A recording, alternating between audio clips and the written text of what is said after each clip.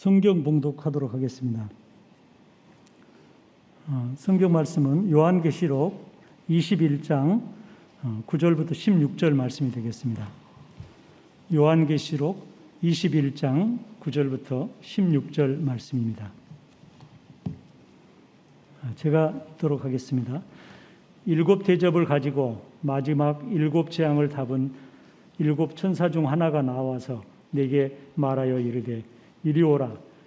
내가 신부 곧 하나님의 곧 어린 양의 아내를 내게 보이라 하고 성령으로 나를 데리고 크고 높은 산으로 올라가 하나님께로부터 하늘에서 내려오는 거룩한 성 예루살렘을 보이니 하나님의 영광이 있어 그 성의 빛이 지극히 귀한 보석 같고 벽옥과 수정같이 막더라.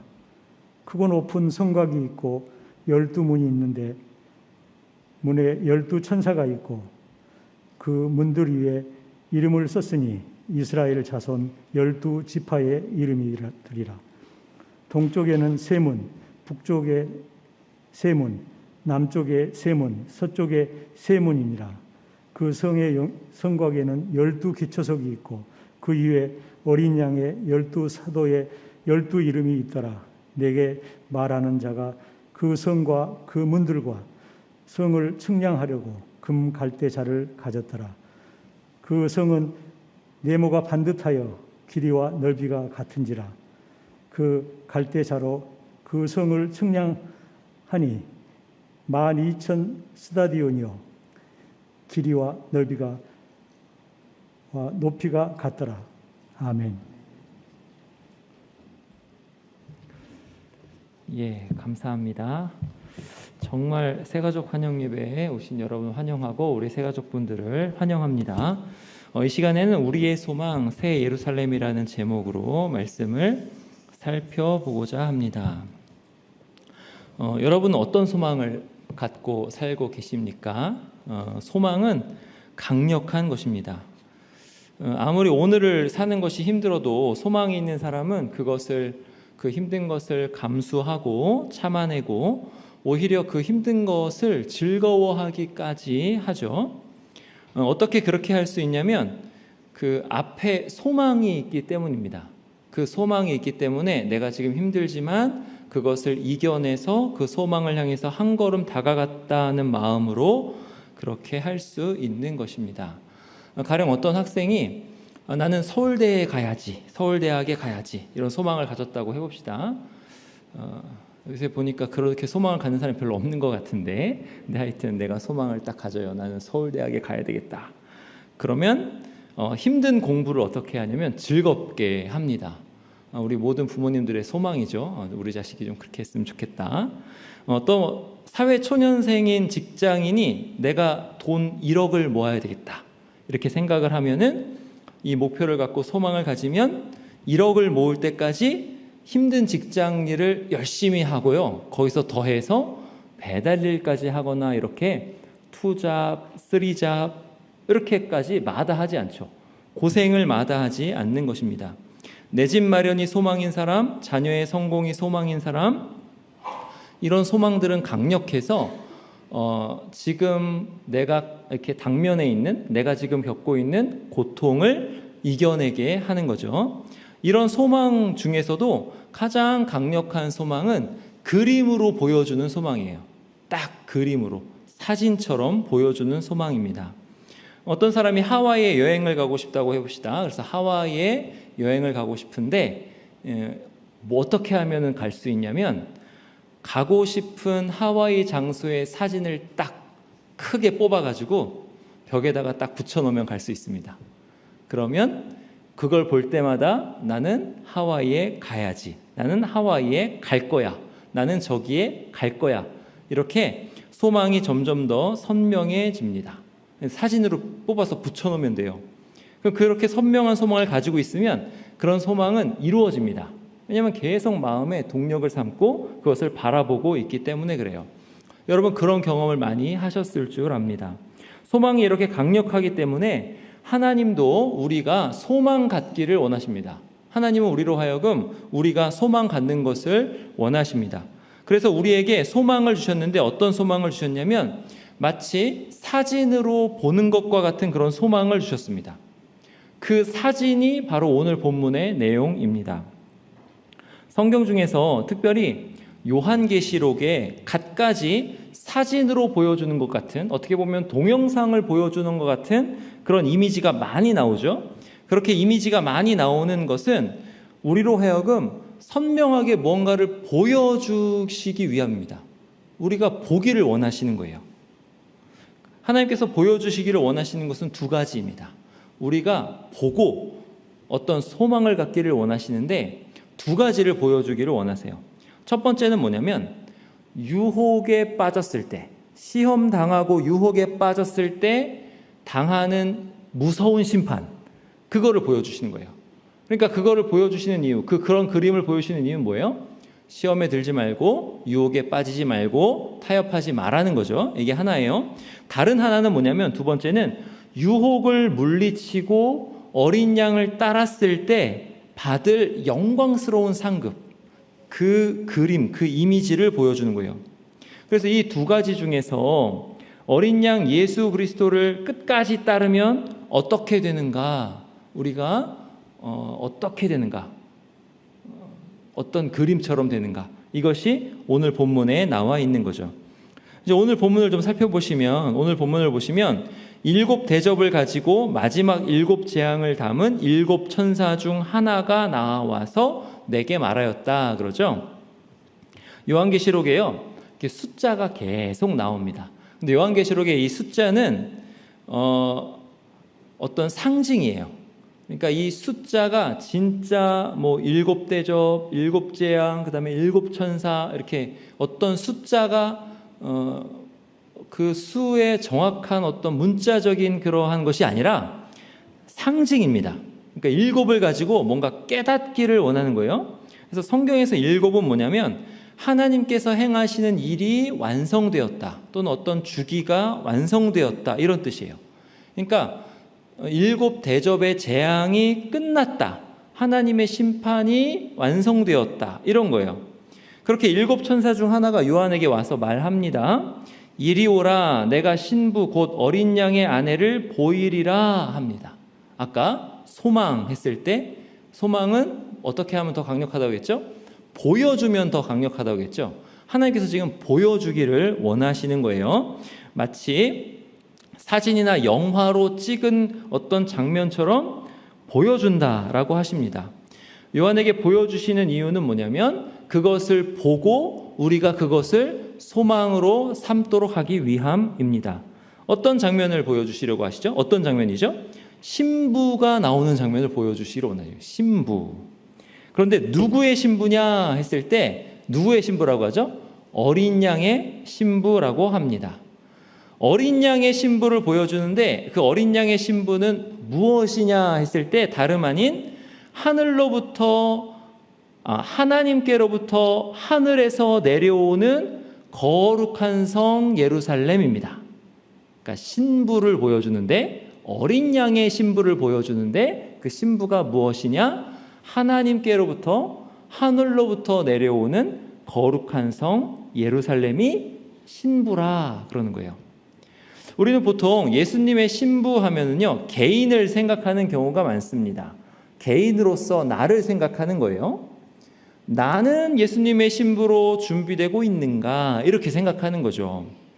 이 개인의 어떤 성화도 중요해요. 내가 예수님의 신부라고 생각하면서 내가 하나님을 닮아가고 성화되는 것, 이것도 중요하지만은 예수님의 신부는 정확하게 얘기하면 개인이 아닙니다. 어떤 한 사람 한 사람이 아니에요. 예수님의 신부는 한 사람이 아니라 무리입니다. 무리.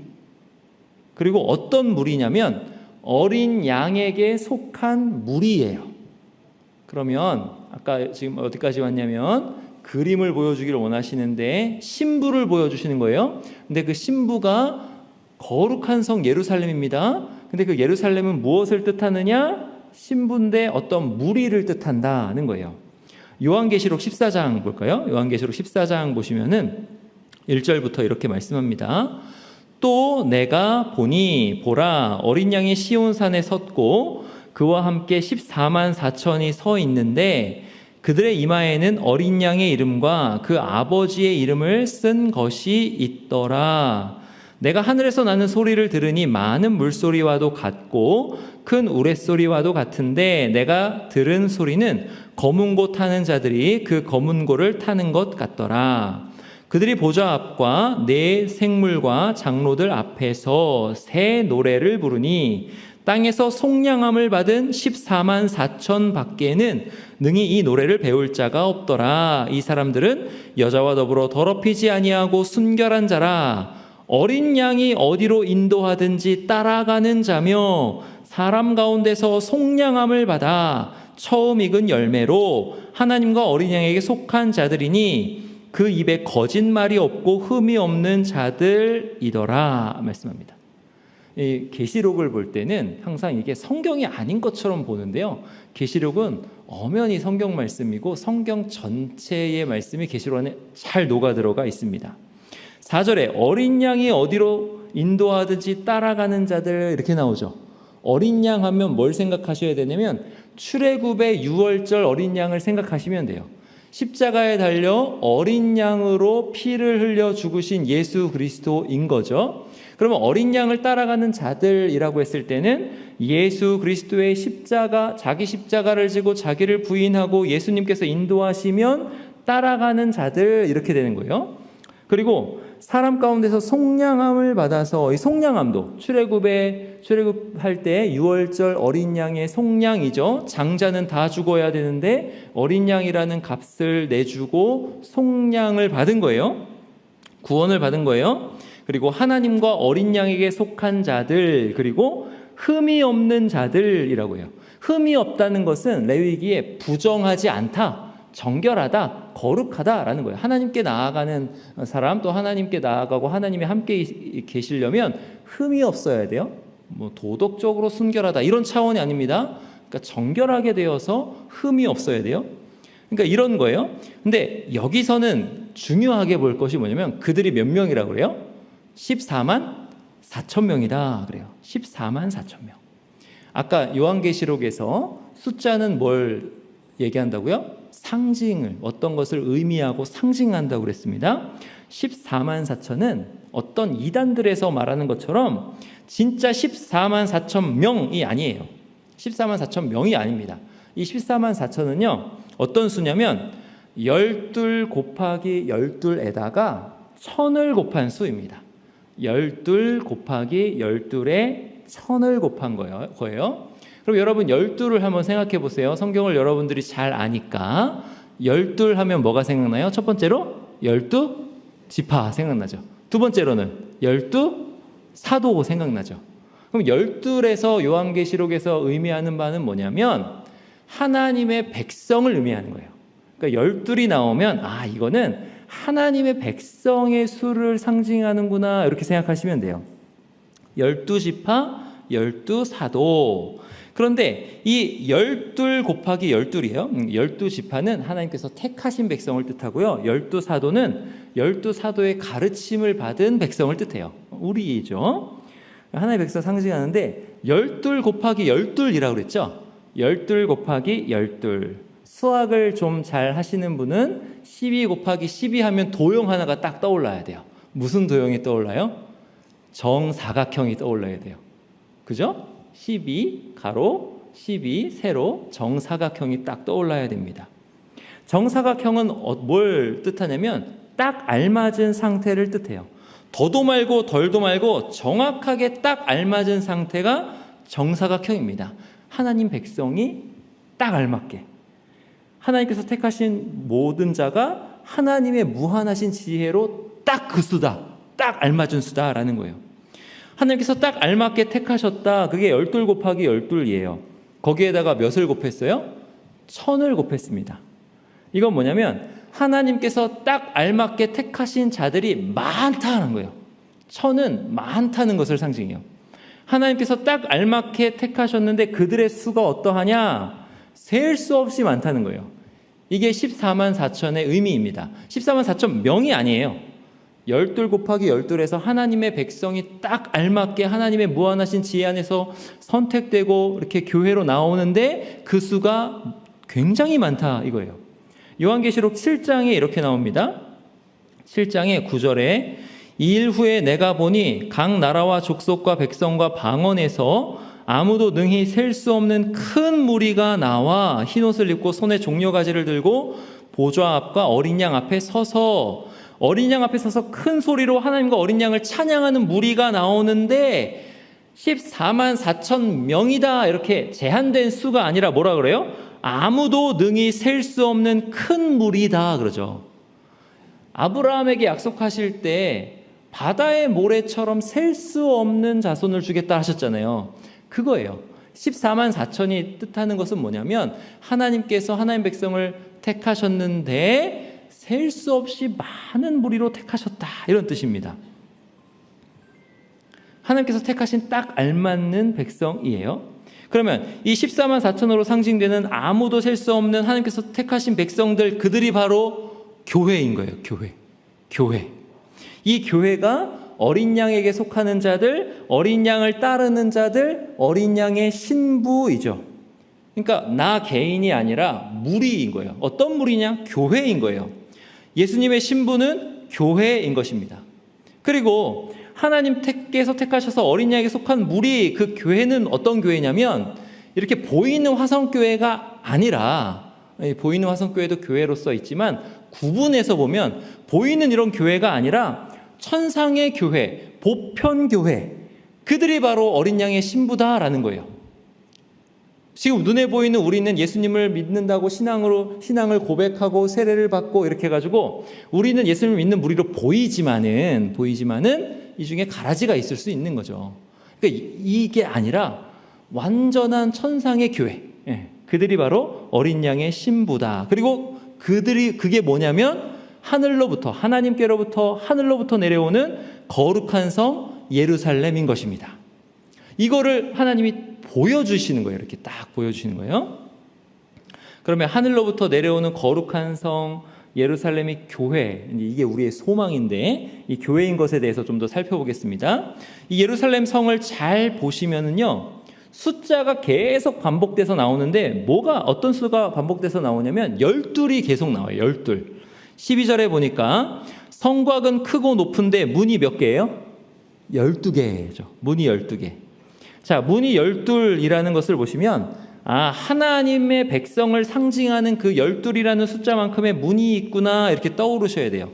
역시 그 문에 이름이 써져 있죠. 어떤 이름? 이스라엘 자손 12지파의 이름이 거기 써져 있습니다. 이스라엘 12지파는 하나님께서 택하신 백성들을 뜻해요. 그러니까 12지파를 생각하시면 어떻게 생각하셔야 되냐면 하나님께서 택하신 하나님의 백성이다 이렇게 깨달으셔야 돼요. 이것은 창세기를 좀 알아야 합니다. 이걸 좀 간략하게 말씀드리면 창세기를 잘 보시면은 12아들들이 나오죠. 야곱의 12아들들. 그 12아들들을 잘 보시면 다 택함을 받은 백성들이에요. 택함을 받은 백성들.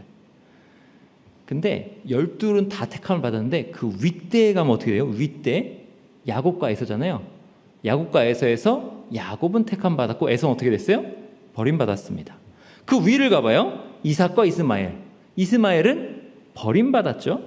이렇게 볼 때 하나님께서 택하신 백성들이 자꾸 갈라지는데 어디 가서 전체를 택하시냐면 야곱의 12아들들에서 하나님 백성으로 딱 택하시는 거예요. 이 12부터는 이 12 중에 하나님의 백성이냐 아니냐를 따지지 않고 다 하나님의 백성으로 인정되는 것입니다. 그러므로 문에 12지파의 이름들이 써져 있다는 것은 하나님께서 택하신 백성들만 그 문으로 들어갈 수 있다라는 뜻입니다. 그러면 이 문들이 어떻게 되어 있는가를 볼까요? 이 문들이 어떻게 되어 있는가를 보면 동쪽에 세 문, 북쪽에 세 문, 남쪽에 세 문, 서쪽에 세 문 이렇게 나오죠. 이것은 민수기 2장에 나오는 것과 동일한 것입니다. 민수기 2장 보시면요, 3절에 이렇게 나와요. 동방 해 돋는 쪽의 진칠자는 그 진영별로 유다의 진영의 군기에 속한 자라. 유다 자손의 지휘관은 암미나답의 아들 나손이요. 이렇게 나오면서 동쪽에 유다 진영의 군기가 이렇게 쭉 있는데 여기에 5절에 보니까 이사갈, 7절에 스불론 이렇게 나와요. 그러니까 동쪽의 세 지파는 유다, 이사갈, 스불론. 몇 개예요? 동쪽에 셋. 아까 동쪽의 문이 몇 개예요? 셋. 똑같죠? 남쪽에는 르벤, 시몬, 갓이에요. 아까 남쪽의 문 몇 개였어요? 셋. 서쪽에는 에브라임, 므낫세, 베냐민입니다. 셋. 북쪽에 단, 아셀, 납달리. 셋. 이렇게 되죠. 거룩한 성 새 예루살렘 이 그림을 딱 보여주시면서 뭘 보여주시는 거예요? 출애굽할 때 그 진의 모습을 보여주시는 거예요. 요한계시록이 어려운 책이 아닙니다. 다 이렇게 그렇게 보여주시는 거예요.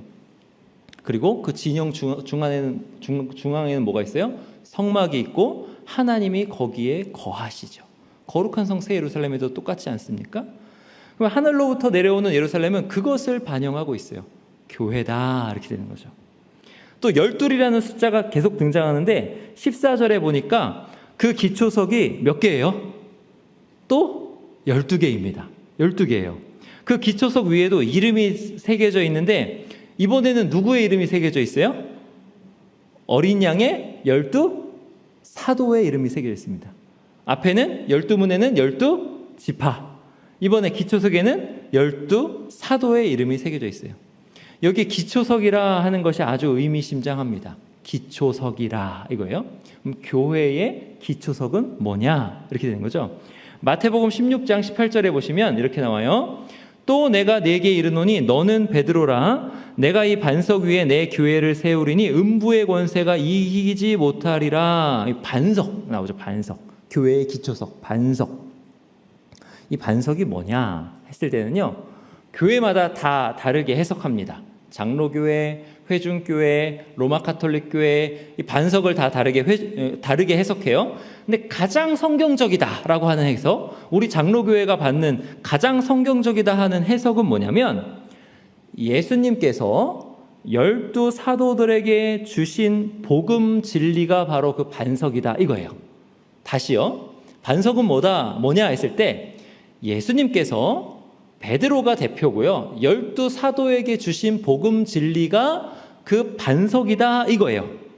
12사도들은 어떤 사람이에요? 어떤 사람들이에요? 처음부터 예수님과 함께 있었던 사람들입니다. 그 처음부터 예수님과 함께 있었기 때문에 예수님이 누구신가를 가장 잘 아는 12명이에요. 예수님 누구지? 하면 저 12명이 제일 잘 알아. 이렇게 되는 거예요. 그리고 이건 이제 도마의 고백에서도 나오죠. 그들은 예수님이 딱 봐도 사람인데, 누가 봐도 사람인데 그 사람이신 예수님, 부활하신 예수님을 하나님이다 이렇게 고백했죠.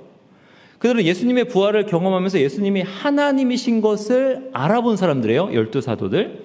또한 사도들은 예수님이 누구신가를 경험적으로 알면서 뭘 봤냐면 예수님이 행하신 일도 다 목격하고 경험했습니다.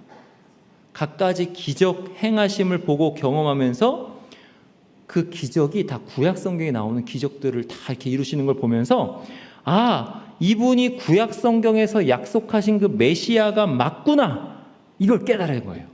그러니까 예수님이 행하신 일을 보면서 이분은 보통 분이 아니야, 하나님의 아들이다, 주는 그리스도시요 살아계신 하나님의 아들이시니이다, 하나님의 아들이다, 이걸 깨달은 거죠. 하나님이다. 이 12사도는 또 어떤 사람들이냐면 성령께서 강림하신 후에 예수님께서 하신 말씀과 그 행하신 일의 의미를 더 깊이 깨닫고 그것을 성경에다 기록해 놨어요. 복음서에다 기록하고 서신서에 기록해 놨습니다. 그 기록이 뭐냐 했을 때는 예수님이 누구신가에 대한 증언이고 예수님이 행하신 일에 대한 증언인 거죠. 그래서 교회의 반석, 교회의 기초석은 뭐냐? 예수님을 곁에서 경험한 사람들, 사도들의 증언과 가르침이 교회의 기초석이다 그래요. 여러분 지금 말씀이 너무 좋아서 주무시기 시작하셨어요. 아주 좋습니다. 교회에 굉장히 열심히 하시는 분들이 이 시간에 잘 주무십니다. 너무 귀해요. 아침부터 나오셔서 열심히 일하시고 지금은 자는 시간이야. 좋아요. 주무셔야지 또 다음 주에 또 오셔서 일하시지 않겠어요? 그죠? 근데 주무시면 안 돼요. 왜 안 되냐면 교회 봉사는 하는데 지금 제가 교회가 뭐냐를 얘기하고 있는데 주무시잖아요? 봉사를 하면서 똑바로 안 하냐고 막 이런 식으로 이제 하는 거예요. 교회가 뭐냐라고 이렇게 가르침을 받고 제대로 봉사를 해야 되는데 설교 시간은 자요. 그리고 자기 열심으로 봉사하고 그러면 안 됩니다. 옆에 사람한테 얘기할까요? 그러면 안 돼. 깨세요. 잠을 깨셔야 돼요. 제가 성경 말씀을 쭉 이렇게 하면서 안타까워서 좀 깨웠습니다. 제 탓이거든요. 주무시는 거는 제 탓인데 안타까워서 깨웠어요. 그러니까 이제 기초석이 뭐예요? 기초석이 12사도, 그렇죠? 예수님이 누구신가? 예수님이 행하신 일을 본 사람들이 복음 진리를 이렇게 쭉 해서 그게 교회의 기초석이다 그러는 거예요. 교회의 기초석이다. 그러니까 계속 말씀드리듯이 이 사도들은 12이에요. 그 12이 의미하는 것은 하나님의 백성이에요. 이 12 기초석으로 하나님의 백성들, 하나님의 교회가 세워지는 거죠. 예수님이 누구시냐? 예수님이 하신 일이 무엇이냐? 그 복음 진리로 교회가 세워지는 겁니다. 오늘 본문에서 읽진 않았지만 이 12 기초석은 다 보석들이에요. 보석들. 뭐라고 하냐면 벽옥, 남보석, 옥수, 녹보석, 홍만호, 홍보석, 황옥, 노곡, 담황옥, 비취옥, 청옥, 자수정 이렇게 합니다. 이 보석들이 12 기초석을 이루고 있어요. 이 말이 예수님이 누구신지에 대한 사도들의 증언이 다 보석들이라는 거예요. 여러분 지금 여러분이 듣고 있는 이 말씀이 뭔 거예요? 보석이에요. 지금 보석이 막 떨어지고 있는 거예요. 깨어있는 자는 이 귀한 보석들을 지금 다 담고 있는 거예요. 깨서 지금 담으세요. 거룩한 복음의 강설이 이 보석인 거예요. 오전 예배 설교, 때때로 계속 나오는 이 설교가 다 보석들인 거예요. 더 나아가서 구약 제사장이 입는 에봇에 뭐가 달려 있어요? 흉패가 달려 있어요. 그 흉패가 달려 있는데 거기에도 보석이 박혀 있는 거예요. 근데 이 보석에는 뭐가 새겨져 있냐면 12지파의 아들들의 이름이 새겨져 있는 거예요. 근데 이 보석과 이 흉패에 있는 보석과 12 기초석이 7개가 똑같아요. 7개가 똑같아요. 그러니까 이 보석이나인 거예요. 그러니까 이 말은 뭐냐면 보석 같은 사도들의 가르침을 받아 교회에 들어온 하나님의 백성들, 그들이 또 뭐라는 거예요? 그 사람들이 보석이라는 거예요. 그러니까 지금 말씀을 이렇게 떨어지는데 이 말씀이 다 보석이고 그 보석을 받아서 교회에 들어온 사람들도 보석인 거예요. 그것이 바로 예루살렘의 기초석으로 등장하는 겁니다. 이것으로 우리는 사도적 가르침은, 이 사도적 가르침이라거든요. 복음 진리를. 이 사도적 가르침, 이거 사도적 가르침 아까 설명했어요. 예수님을 옆에서 보고 예수님이 누구신가, 예수님이 행하신 일이 뭔가를 가장 잘 아는 사람들. 이 사도적 가르침은 사도들의 말로만이 아니라, 사도들의 말이 복음 진리잖아요. 이것이 보석이라 했어요. 사도들의 말로만이 아니라 그 사도들 자체로도 얻는다라는 거예요. 사도들도 보석인 거예요. 예수님의 사람들은요, 예수님을 어떻게 증언하는가 했을 때 그들이 경험한 예수님을 말로 증언합니다. 아주 귀해요. 예수님은 이런 분이야 라고 말로 증언하면서 동시에 내가 예수님을 닮았어요. 하는 행동이 예수님 같아요. 삶으로 가르치는 거예요. 그러니까 그 존재 자체가 예수 그리스도를 나타내고 예수 그리스도를 증언하는 거예요. 이렇게 하나님 백성들은 그 존재 자체가 뭐예요? 보석이다. 12 기초석인데 보석이다. 그 보석들이 교회의 기초가 되는 것입니다. 하나님 백성인지 좀 이제 아시겠죠? 이제 이 말씀을 보시면 이것이 깨달아지시고 보이셔야 돼요. 아, 이게 우리 소망이구나. 12이 하나님의 백성을 뜻한다는 걸 계속 살펴보고 있어요. 여러분 이거 잘 들으시면 요한계시록 보실 때 12 나오시면 이제 딱 눈에 보이실 거예요. 그것은 거룩한 성 새 예루살렘의 크기, 그 측량하는 그 크기로도 알 수 있어요. 12는 하나님의 백성이다. 16절에 보니까 하늘로부터 내려오는 예루살렘의 그 사이즈가 나와요. 크기가 나와요. 근데 그 사이즈는 길이와 너비와 높이가 같은데 12,000 스타디온이라고 합니다. 12,000 스타디온. 여러분 근데 지금 제가 드린 이 말씀이요, 새 가족들은 들은 말씀이에요. 교회를 가르칠 때 제가 이 교회를 가르치면서 말씀을 드려요. 12,000 스타디온. 여기서 스타디온은 그 헬라어로 스타디온 그대로 음역해가지고 우리말로 한 거거든요. 스타디온은 뭐냐면 스테디움. 그 스테디움의 어원이에요. 어원. 여러분 스테디움이 뭐예요? 스타디움이 뭐예요? 굉장히 큰 운동장이 스타디움이잖아요. 그러면 뭐 고척돔에 있는 그 큰 운동장, 상암 월드컵 구장, 로마에 가면 뭐 원형 경기장 이런 거 있잖아요. 그게 스타디움이에요. 그게 스타디온이에요. 그게 스타디온이에요. 그러면 12,000 스타디온은 얼마만큼의 크기냐 했을 때 보통 운동장 길이 얼마 정도 돼요? 한 200m 되나요? 큰 거는 300m 되죠? 그게 몇 개 들어간 거예요? 12,000개 들어간 거예요. 그러니까는 환산을 하면 한 2,200km라고 그래요. 2,200km. 12,000 스타디온. 2,200km, 2,200km, 2,200km 이런 정육면체가 있는 거죠. 근데 2,000km가 넘다니 굉장히 크네 이 정도만 하시고 환산은 그렇게 소용이 없어요. 환산하지 마시고 뭘 생각하시면 돼요? 스타디움이 몇 개 들어가요? 12,000개가 들어간다. 가로, 세로, 높이에 12,000개가 들어간다. 근데 이 크기에도 몇 개가 뭐가 숨어 있냐면 12이 숨어 있는 거예요. 12,000 스타디온은 하나님의 백성을 뜻하는 숫자인 12에다가 굉장히 큰 숫자를 나타내는 1000을 곱한 거예요. 그러면 이걸 생각해 보시면 굉장한 은혜가 있어요. 상암 월드컵 구장 같은 스테디움이 가로, 세로 이렇게 해가지고 12,000개가 들어가는 거예요. 가로로도 12,000개, 세로로도 12,000개, 높이로도 12,000개가 들어가는 거예요. 여러분 그 안에 자리가 얼마나 많겠어요? 상암 월드컵 구장 자리 몇 개예요? 3만 개 정도 되나요? 그 안에 자리가 얼마나 많겠어요? 요한복음 14장에 보면 예수님께서 이렇게 말씀하십니다. 너희는 마음에 근심하지 말라. 하나님을 믿으니 또 나를 믿으라.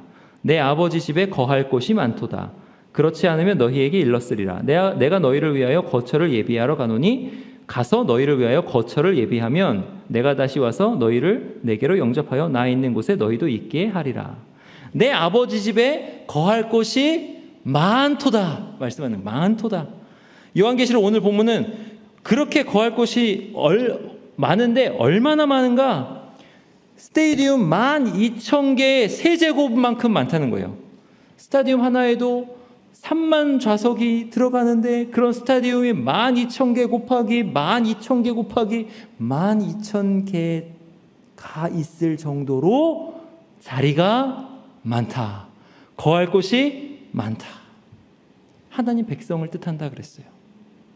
12에다가 1000을 곱했는데 그 단위가 스타디온인데 사람들이 많이 들어갈 수 있는 경기장을 가리키는 그런 단위를 쓰면서 하나님의 백성들이 들어갈 자리가 얼마나 많은가 하는 거죠. 게다가 하늘로부터 내려오는 거룩한 성 새 예루살렘의 모양이 어떤 모양이에요? 정육면체 모양입니다. 이건요 지성소의 모양과 같은 거예요. 성막과 성전에서 하나님께서 계시는 지성소의 모양이 정육면체의 모양입니다. 열왕기상 6장 20절에요. 이렇게 말씀해요. 그 내소의 안은 길이가 20규빗이요 너비가 20규빗이요 높이가 20규빗이라 정금으로 입혔고 이렇게 되죠. 그러니까 정금으로 입혔다 새 예루살렘 20규빗 정육면체 새 예루살렘 이렇게 되는 거예요. 그러니까 하늘로부터 내려오는 거룩한 성 예루살렘은 하나님께서 임재하시는 지성소와도 같은 곳이구나 이렇게 되는 거예요. 그러면 우리의 소망은 새 예루살렘인데 거기 가면 하나님이 우리 중에 아주 이렇게 친밀하게 거하시는구나 이렇게 생각하시면 돼요. 계시록 21장 22절 이하에서 이렇게 말씀합니다. 성 안에서 내가 성전을 보지 못하였으니 이는 주 하나님 곧 전능하신 이와 및 어린 양이 그 성전이심이라. 그 성은 해나 달의 비침이 쓸데없으니 이는 하나님의 영광이 비치고 어린 양이 그 등불이 되심이라. 하나님이 임재하시는 지성소라 이렇게 되는 거죠. 하나님이 거기에 임재하신다는 거예요. 그러니까 우리가 소망하는 교회는 어떤 교회냐? 하나님께서 임재하셔서 하나님의 영광이 비치는 교회. 어린 양의 등불이 비치는 교회라. 하나님의 복과 은혜가 한없이 넘쳐 흐르는 그 하나님의 아름다우심과 그 선하심을 항상 맛보는 그런 곳이라는 거죠. 그게 바로 교회인 거예요. 이 그림이, 이 이미지가 하나님께서 우리에게 보여주시는 소망입니다. 어린 양의 아내, 어린 양의 신부는 하늘로부터, 하나님께로부터 하늘로부터 내려오는 거룩한 성 예루살렘인데, 이것은 우리의 소망이고 바로 장차 있을 교회라는 거예요. 이 교회가 계시록 몇 장에 등장해요? 21장. 21장은 거의 성경의 끝이죠. 끝이에요. 창세기는 성경의 시작이죠. 요한계시록 21장, 22장은 끝입니다. 역사의 마지막인 거예요. 역사의 마지막에 이 교회가 등장합니다. 이 소리는 뭐냐면, 그것이 끝이라는 말은 뭐냐면 그것이 우리의 목적이다라는 말이에요. 우리가 어떻게 되냐면, 이제 이 교회가 어떻게 되면 그 거룩한 성 새 예루살렘 같이 된다 하는 거예요. 그것이 목적이에요. 그것을 우리가 끌어와서 소망으로 삼고 그것을 그림으로 삼고 살아가야 된다는 거예요. 이 역사 가운데 요한계시록 쭉 보시면 각종 재앙이 막 있잖아요. 그런 재앙을 당하고 통과하고 고난과 환난을 통과해서 사탄의 유혹과 유혹자의 여러 가지 유혹을, 시험을 통과해서 끝까지 어린 양을 따르는데, 그 끝은 뭐냐면 거룩한 성새 예루살렘으로 딱 나오는 거예요. 우리의 목적인 거죠. 이것이 역사의 마지막입니다. 소요리문답 1문에 보면 사람의 제일 되는 목적이 무엇이냐 이렇게 물어보고, 그 목적이란 단어에 영어 단어를 뭐라고 썼냐면 end라는 단어를 썼어요. 끝이라는 단어를 썼어요. 끝. 그러니까 그 끝의 모습이 뭐라는 거예요? 우리의 목적이다라는 거예요. 그럼 우리가, 교회가 그렇게 단장되어서 영광스럽게 하늘로부터 내려오는 것이 목적인데, 그 목적이 뭐의 목적이냐면 창세로부터 종말까지의 역사의 목적인 것입니다. 그러니까 역사는 왜 있는 거예요? 지금 우리는 왜 사는 거예요? 거룩한 성 새 예루살렘이 하늘로부터 내려오는 것을 위해서 사는 거예요. 우리가 살면서 겪는 모든 일, 우리가 겪는 것뿐만 아니라 전 역사 가운데, 모든 역사 가운데 일어나는 모든 일, 그 모든 일에는 선한 일도 있고 악한 일도 있고 복잡한 일도 있고 단순한 일도 있고 사는 일도 있고 죽는 일도 있고 높아지는 일도 있고 낮아지는 일도 있고, 하여튼 그 모든 일이 다 어떤 목적을 위해서 일어나고 있는데, 그 목적이 뭐냐? 교회가, 우리들이, 보석들이 거룩한 성, 하나님의 어린 양의 영광스러운 신부로 단장되어 거룩한 성 예루살렘으로 하늘로부터 내려오는 것, 그게 목적인 거예요. 그러니까 우리는 역사의 뭐예요? 주인공들이죠. 역사의 주인공은 우리예요, 우리. 지금 일어나는 모든 일의 목적이 바로 그것입니다. 이것이 우리의, 이 그림이 우리의 뭐예요? 소망이라는 거예요, 소망. 며칠 전에 한 청년으로부터 질문을 받았습니다. 그 청년은 그 초청주일에 우리 교회에 이제 초청받아서 왔던 청년이에요. 근데 그 청년이 그래요.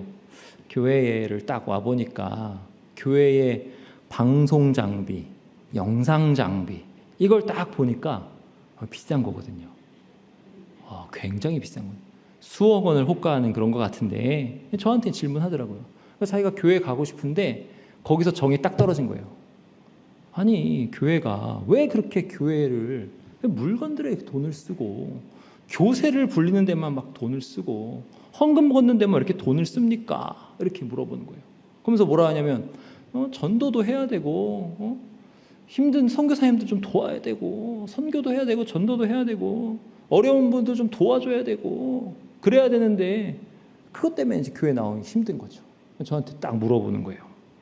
예수님 믿고 교회 나가고 싶은 마음이 드는데 교회에 그걸 보면은 가고 싶지 않다. 제가 그랬습니다. 더 비싼 걸 못 봐서 그렇군. 싼 건데, 이거 싼 건데. 그렇게 얘기는 안 했어요. 이에 대한 대답은 이제 보통 그래요. 보통 교회는 사람 보고 가는 게 아니야. 교회 결정권자들 뭐 다 사람이잖아. 다 실수하고 잘못해. 이렇게 대답하는데 뭐 맞는 말씀이기도 해요. 근데 거기에 핵심에 되는 말씀을 보태자면 교회에 대한 어떤 상을 가질 때, 어떤 이미지를 가질 때에는 반드시 교회가 어떤 모습으로 그려지는가를 생각해야 된다. 이렇게 대답했어요. 그 청년이 보기에는 이 보이는 교회를 보고 있지만은 교회를 생각해야 할 때는 거룩한 성 새 예루살렘을 봐야 된다. 이렇게 대답하는 거예요. 성경은 교회를 천상의 교회로 그리고 있는 거예요. 그리고 이 지상의 교회가 천상의 교회로 그렇게 앞으로 나올 거라 하는 거예요. 그 말을 종교개혁자들이 뭐라고 하냐면 교회는 항상 개혁되어야 한다라고 하는 거예요. 어떻게 개혁되는 거예요? 천상의 교회를 닮아가야 한다라고 말씀하는 거예요. 새가족분들 중에서도 교회에 실망해서 교회를 옮기시는 분들 있으실 거예요. 물론 이제 초신자들이 지금 많이 계세요. 그래서 죄송해요. 제가 설교가 지금 어렵습니다. 그래서 새가족 성경 공부할 때 더 잘 풀어서 또 설명을 드릴게요. 초신자분들한테 어려웠을 거예요. 근데 교회가 이래 하면서 교회를 실망해서 옮기시는 분들도 많아요. 그런 분들에게 권하는 건 뭐냐면 교회에 실망하지 마시라는 거예요. 지상의 교회는 어때요? 주름 잡혀 있고요. 더럽고요. 부정합니다. 그 어떠한 교회도 완벽한 교회는 없어요. 전 지금 화성교회에 온 지 지금 9년 차거든요. 8년이 넘고 이제 9년 차에서 지금 7개월이 넘었습니다. 근데 화성교회 진짜 좋은 교회예요. 진짜 좋은 교회예요. 새가족들한테 항상 얘기합니다. 너무 좋은 교회 잘 만나서 오셨다고. 정말 좋은 교회라고. 근데 이렇게 좋은 교회지만 다니시다 보면 주름 잡히고 더럽고 부패한 거 보실 거예요. 그런 게 있어요. 왜 없겠어요? 교회인데, 지상에 있는데 왜 없겠어요? 진짜 좋은 교회인데 그런 게 있어요. 그럴 때 성경을 마지막을 딱 펼쳐 보시는 거예요. 화성교회 왜 이래? 그러지 마시고 딱 펼쳐 보시면 요한계시록 21장을 딱 펼쳐 보시는 거죠. 보시면서 하늘로부터 내려오는 거룩한 성 예루살렘을 바라보시기 바랍니다. 이게 우리 교회인 거예요. 이게 화성교회가 그렇게 되는 거예요. 이걸 바라보시는 거예요. 하나님은 우리를 그렇게 정결하게 하시고 완전하게 하실 것입니다. 영화롭게 하실 거예요. 오늘 본문 10절, 11절을 보시면서 그렇게 완전하게 하실 하나님께 영광 돌리시기 바랍니다. 우리가 속한 교회가 이런 교회가 해달라고 간구하시기 바랍니다. 이런 교회를 소망하시기 바라요. 그렇게 소망하는 사람이 화성교회에 많으면 많을수록 이 교회는 그렇게 변화될 거예요. 우리 10절, 11절 보실까요? 이렇게 나오죠. 성령으로 나를 데리고 크고 높은 산으로 올라가 하나님께로부터 하늘에서 내려오는 거룩한 성 예루살렘을 보이니, 보세요. 보이니 하나님의 영광이 있어 그 성의 빛이 지극히 귀한 보석 같고 벽옥과 수정같이 맑더라.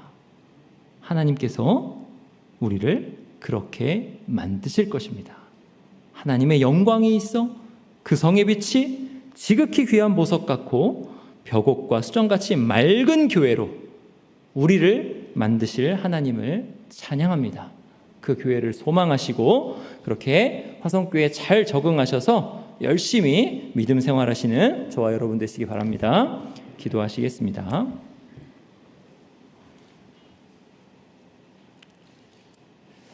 하나님 아버지 감사합니다.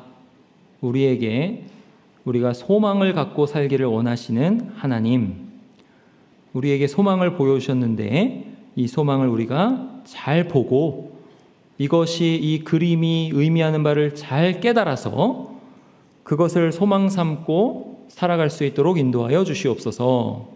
하나님께서 우리를 또한 우리 교회를 그렇게 만드실 것을 믿고 의지하고 그렇게 만드시기를 바라고 또한 우리 모두가 다 역사의 주인공임을 깨닫고 하루하루 믿음 생활 잘 할 수 있도록 인도하여 주시옵소서. 특별히 우리 새가족들과 함께하여 주셔서 좋은 교회 보내주셨사오니 이 교회에서 말씀을 또 잘 듣고 깨닫고 성도의 교제가 있어서 하나님께 영광 돌리는 거룩한 성 새 예루살렘으로 나올 수 있도록 역사하여 주시옵소서. 감사드리고 예수님의 이름으로 기도하옵나이다. 아멘.